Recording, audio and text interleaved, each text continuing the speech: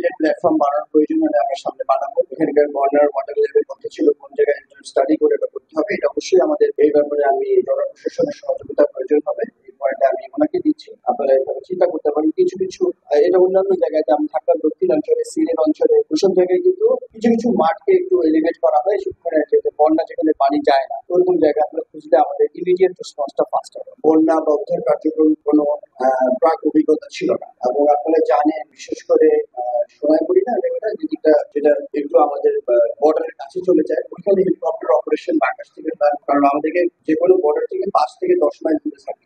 অভ্যন্তরীণ বিমান চলাচল মন্ত্রণালয় ভিন্ন, তাদেরকে আমি বলছি এটার কমার্শিয়াল ইম্পর্টেন্সটা দেখতে হবে। কারণ হে দয়াময় হাইবুল্লাহ খান উচ্চ বিদ্যালয়ের উত্তরাঞ্চল উন্নতি ভালো ফলাফল করে অত্র এলাকার মুখ উজ্জ্বল করার তৌফিক দান করুন।